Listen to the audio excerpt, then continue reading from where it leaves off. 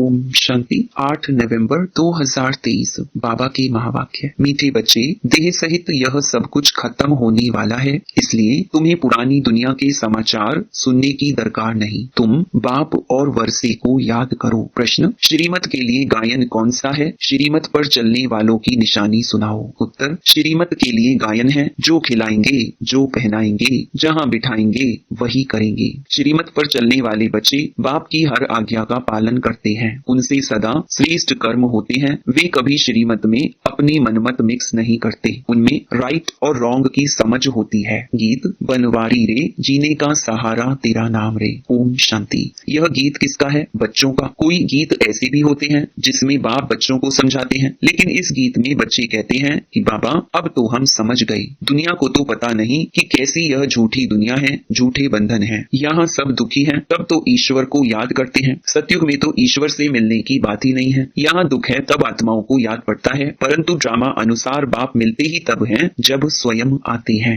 बाकी और जो भी पुरुषार्थ करते हैं सब व्यर्थ है, क्योंकि ईश्वर को सर्वव्यापी मानते हैं। ईश्वर का रास्ता गलत बताते हैं। अगर कहें कि ईश्वर और उनकी रचना के आदि मध्य अंत को हम नहीं जानते हैं तो यह बोलना सच है। आगे ऋषि मुनि आदि सच बोलते थे। उस समय रजोगुणी थे। उस समय झूठी दुनिया नहीं कहेंगे। झूठी दुनिया नरक कलयुग अंत को कहते हैं। संगम पर कहेंगे यह नरक है, वह स्वर्ग है, ऐसे नहीं। द्वापर को नरक कहेंगे। उस समय फिर भी रजो प्रधान बुद्धि है, अभी है तमो प्रधान, तो हेल और हेवन संगम पर लिखेंगे। आज हेल है, कल हेवन होगा। यह भी बाप आकर समझाते हैं। दुनिया नहीं जानती कि इस समय कलयुग का अंत है। सब अपना अपना हिसाब किताब चुकतू कर अंत में सतो प्रधान बनते हैं। फिर सतो रजो तमो में आना ही है। जिनका 1-2 जन्म का पार्ट है वह भी सतो रजो तमो में आते हैं। उन्हों का पार्ट ही थोड़ा है, इसमें बड़ी समझ चाहिए। दुनिया में तो अनेक मत वाले मनुष्य हैं, सबकी एक मत तो होती नहीं। हर एक का अपना अपना धर्म है, मत अपनी अपनी है। बाप का ऑक्यूपेशन अलग है, हर एक आत्मा का अलग है, धर्म भी अलग है, तो उनके लिए समझानी भी अलग चाहिए। नाम रूप देश काल सबका अलग है। देखने में आता है यह फलाने का धर्म है। हिंदू धर्म में तो सब कहते हैं, परंतु उनमें भी सब भिन्न भिन्न है। कोई आर्य समाजी, कोई सन्यासी, कोई ब्रह्म समाजी। सन्यासी आदि जो भी हैं सबको हिंदू धर्म में मानते हैं। हम लिखें कि हम ब्राह्मण धर्म के हैं अथवा देवता धर्म के हैं तो भी वे हिंदू में लगा देते हैं, क्योंकि और कोई सेक्शन तो उन्हों के पास है ही नहीं। तो हर एक का फॉर्म अलग अलग होने से मालूम पड़ जाएगा, और कोई धर्म वाला होगा तो इन बातों को मानेगा नहीं। फिर उनको इकट्ठा समझाना मुश्किल है, तो वे समझेंगे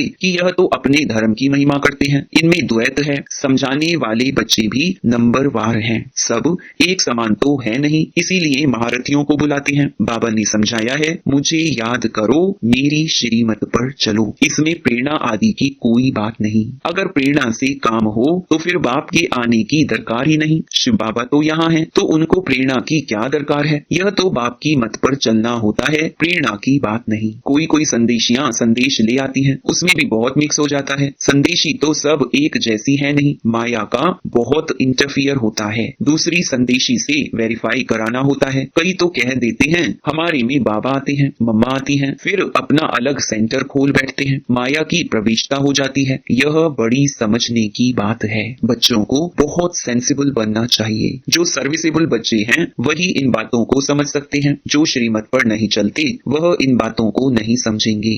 श्रीमत के लिए गायन है कि आप जो खिलाएंगे, जो पहनाएंगे, जहाँ बिठाएंगे वह करेंगे। ऐसे कोई तो बाप की मत पर चलते हैं, कोई फिर दूसरों की मत के प्रभाव में आ जाते हैं। कोई वस्तु नहीं मिली, कोई बात पसंद नहीं आई तो झट बिगड़ पड़ते हैं। सब थोड़े ही एक जैसे सपूत बच्चे हो सकते हैं। दुनिया में तो ढेर की ढेर मत वाले हैं। अजामिल जैसी पाप आत्माएं गणिकाएं बहुत हैं। यह भी समझाना पड़ता है कि ईश्वर सर्वव्यापी कहना रॉन्ग है। सर्वव्यापी तो 5 विकार हैं, इसीलिए बाप कहते हैं यह आसुरी दुनिया है। सतयुग में 5 विकार होते नहीं। कहते हैं शास्त्रों में यह बात ऐसी है, परंतु शास्त्र तो सब मनुष्यों ने बनाए हैं। तो मनुष्य ऊंच हुए या शास्त्र? जरूर सुनाने वाले ऊंच ठहरे ना, लिखने वाले तो है मनुष्य। व्यास ने लिखा वह भी मनुष्य था ना। यह तो निराकार बाप बैठ समझाते हैं। धर्म स्थापकों ने जो आकर के सुनाया उसका फिर बाद में शास्त्र बनता है। जैसे गुरु नानक ने सुनाया, बाद में ग्रंथ बनता है, तो जिसने सुनाया उसका नाम हो गया। गुरु नानक ने भी उनकी महिमा गाई है। सबका बाप वह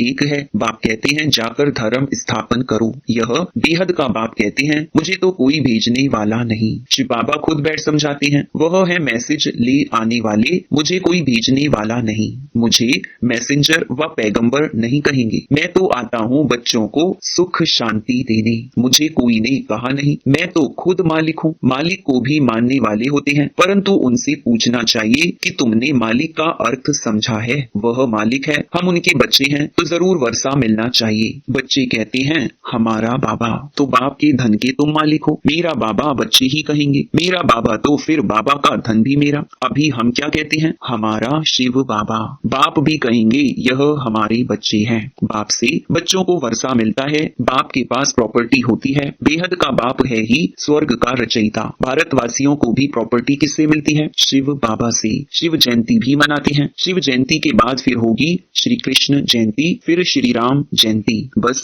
मम्मा बाबा की जयंती व जगदम्बा की जयंती तो कोई गाते नहीं। शिव जयंती, फिर राधे कृष्ण की जयंती, फिर राम सीता जयंती। जब शिव बाबा आए तब शूद्र राज्य विनाश हो, यह राज भी कोई समझते नहीं। बाप बैठ समझाते हैं वह आते हैं जरूर। बाप को क्यों बुलाते हैं? श्री कृष्णपुरी स्थापन करने। तुम जानते हो शिव जयंती बरोबर होती है। शिव बाबा नॉलेज दे रहे हैं, आदि सनातन देवी देवता धर्म की स्थापना हो रही है।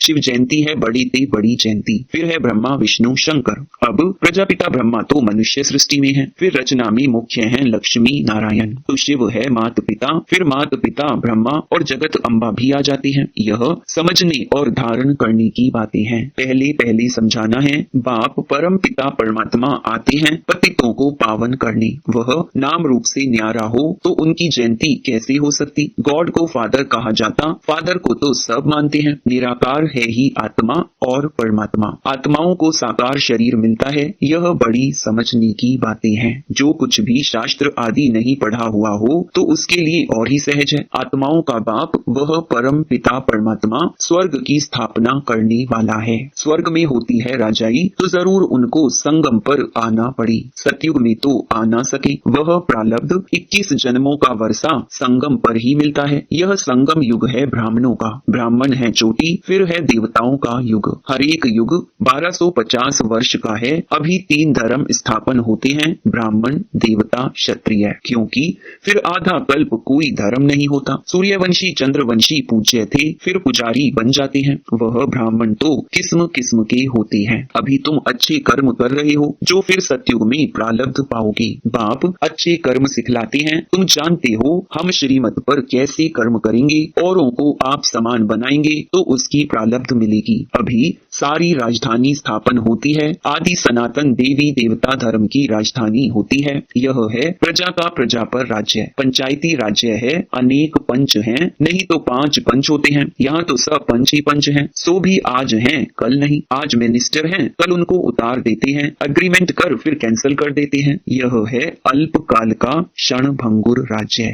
किसको भी उतारने में देरी नहीं करते हैं। इतनी बड़ी दुनिया है, अखबारों में कुछ ना कुछ पता पड़ता है। इतने सब अखबार तो कोई पढ़ नहीं सकता। हमको इस दुनिया के समाचार की दरकार ही नहीं। यह तो जानते हैं देह सहित सब कुछ इस दुनिया का खत्म हो जाने वाला है। बाबा कहते हैं सिर्फ मुझे याद करो तो तुम मेरे पास आ जाएंगे। मरने के बाद सारा साक्षात्कार होगा। शरीर छोड़कर फिर आत्मा भटकती भी है, उस समय भी हिसाब किताब भोग सकते हैं। साक्षात्कार सब होता है, अंदर ही साक्षात्कार करते हैं, भोगना भोगते हैं। बहुत पछताते हैं कि हमने नाहिक ऐसा किया। पश्चाताप होता है ना। कोई जेल बर्ड होते हैं, वह कहते हैं जेल में खाना तो मिलेगा, मतलब खाना खाने से काम है, इज्जत की परवाह नहीं करते। तुमको तो कोई तकलीफ नहीं, बाप है तो बाप की श्रीमत पर चलना है। ऐसे भी नहीं किसको दुख देंगे, वह तो है ही सुख दाता। आज्ञाकारी बच्चे तो कहेंगे बाबा जो आप डायरेक्शन देंगे, तुम ही से बैठूं तुम ही से खाऊं। यह शिव बाबा के लिए गाया हुआ है। भागीरथ अथवा नंदी गण भी मशहूर है। लिखा हुआ है ना, माताओं के सिर पर कलश रखा तो वह फिर गऊ दिखाते हैं। क्या क्या बातें बना दी हैं। इस दुनिया में कोई एवर हेल्दी हो नहीं सकता।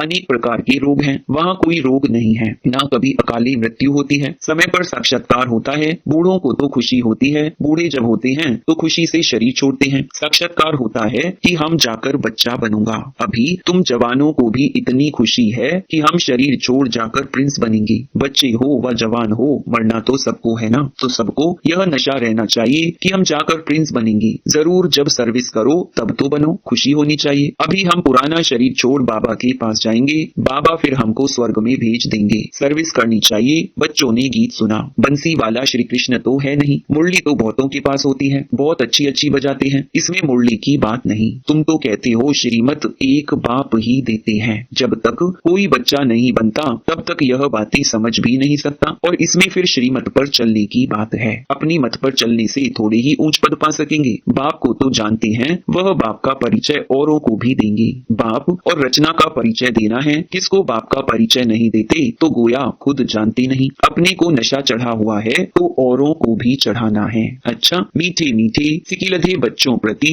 माता पिता बाप दादा का याद प्यार और गुड मॉर्निंग। रूहानी बाप की रूहानी बच्चों को नमस्ते।